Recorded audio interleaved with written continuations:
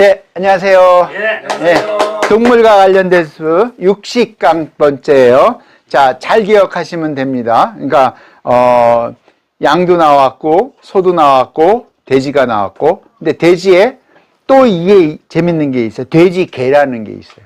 이 돼지개자가 요렇게 씁니다. 네? 요런 글자가 많이 있을 거예요. 근데 유심히 안 보고 그냥 지나친 경우가 많아요. 그럼 돼지개는 언제 쓰는지, 보통은 돼지개라고 하기도 하고요. 돼지 사실은 머리개라고 하기도 해요. 입의 삐죽한 모양을 상용화한 겁니다. 자, 이거는 요런 모양입니다. 예, 그러니까 참 재밌죠? 전혀 돼지하고 상관없는 모양처럼 보입니다. 그래서 이거를 이제 쓸 때는 이렇게 쓰는 거예요. 그냥 우리가 보통은 한자 쓸 때 그냥 무심코 썼거든요. 그러니까 돼지와 관련된 글자도 이렇게 많다라는 걸 말씀을 드리는 거고요. 돼지 머리개는 이겁니다.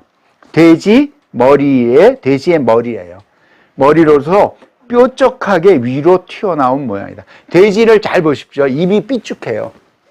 그리고 굉장히 무서워요. 그거를 시지두, 우리 돼지 시자는 배웠죠. 돈자는 고기고 돼지 시자는 돼지예요. 돼지의 머리다. 상, 그 모양은 기에, 날카로울 예자지요. 이 상견냐, 그 날카로운 건데 상견냐, 위를 바라보고 있다. 그러니까 돼지가 돼지 머리를 위로 쳐들고 있다, 이런 뜻입니다. 예, 그러니까 요거는 사실은 돼지 머리 개입니다. 제가 돼지 개라고 한 거는, 그러니까 돼지와 관련된 게 돼지시, 그 다음에 돼지 돈, 그죠? 그 다음에 돼지 머리 개, 이런 게 많이 나와요. 예. 자, 여기까지 이제 이렇게 해갖고 이제 돼지가 계속 나오는 거고요. 그 다음에 돼지 머리 개에서 아주 중요한 단어가 나와요. 이거는 돼지 머리예요. 근데 여기다가 돼지 씨를 붙여요. 그리고 판단할 단이라고 했었어요.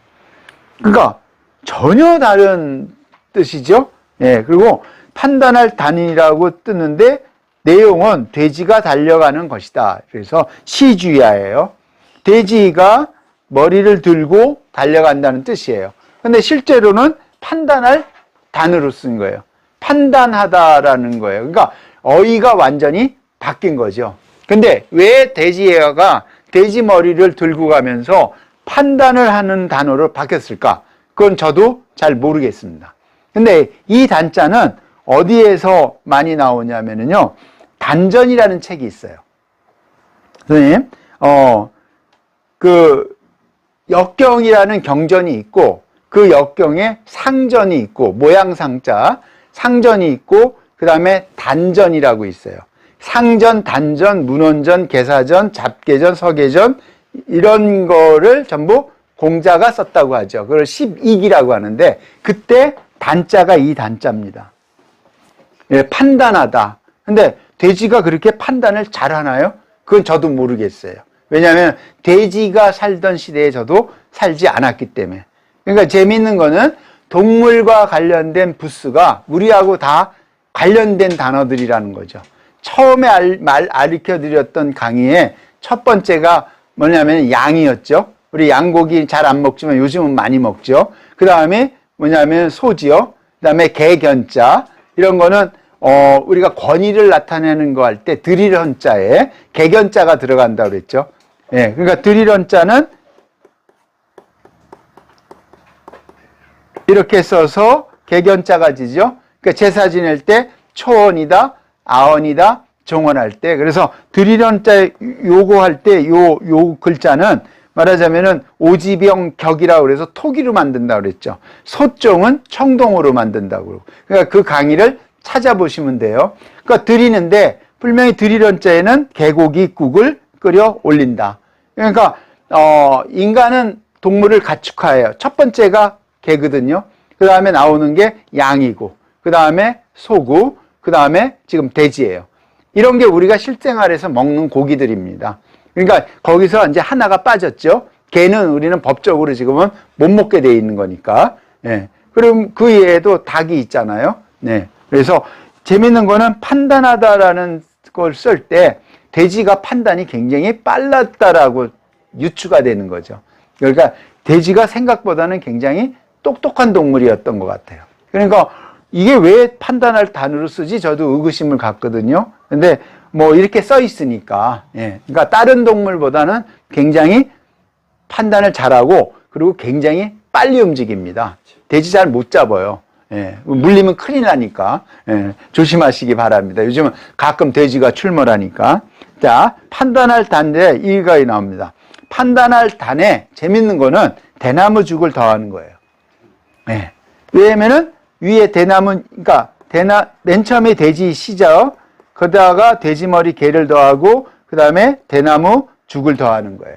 그러면은 부수가 어떻게 돼요? 벌써 3개로 된 거죠. 그러니까 부수의 결합이에요. 전자전이에요. 전자. 그리고 이거 할 때 뭐냐면은 전자 하면은 뭐냐면 전서체 할 때. 지금 공부하는 이게 전서체입니다.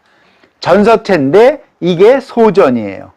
작은 거. 그 다음에 큰 자는 대전이라고 하는 겁니다. 지금 배우시는 게 제가 소개시켜드릴 이런 글자를 전부 이 글자를 쓰는 거예요. 소전체. 그죠? 서체로 대나무와 비단에 적은 것이다.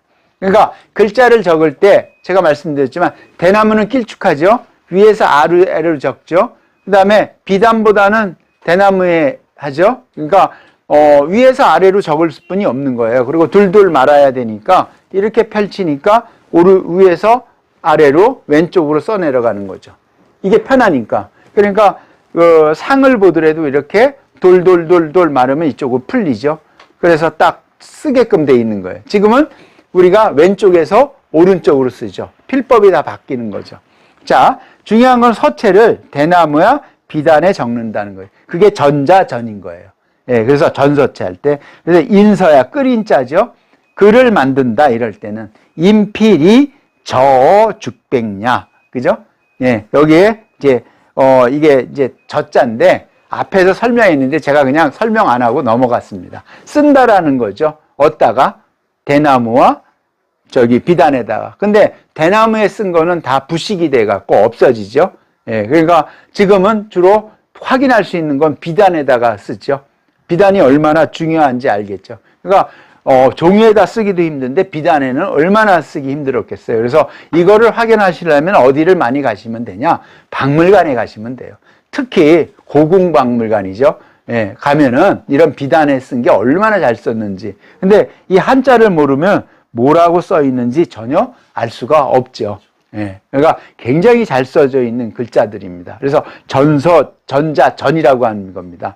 자, 넘어가겠습니다. 그래서 오늘은 동목 일일유각 해서 지금까지 말하자면 동물이 쭉 계속 되는 거예요. 그러니까 이제 마무리하면은 양도 배우셨고, 소도 배우셨고, 돼지도 배웠고, 돼지와 관련된 것도 배웠고, 그래서 이게 한 22개 있으니까 이어서 이렇게 보시면 될 것 같습니다. 여기서 마치도록 하겠습니다. 오늘도 유학하신 거를 기쁘게 생각하면서 강의를 마치도록 하겠습니다. 감사합니다.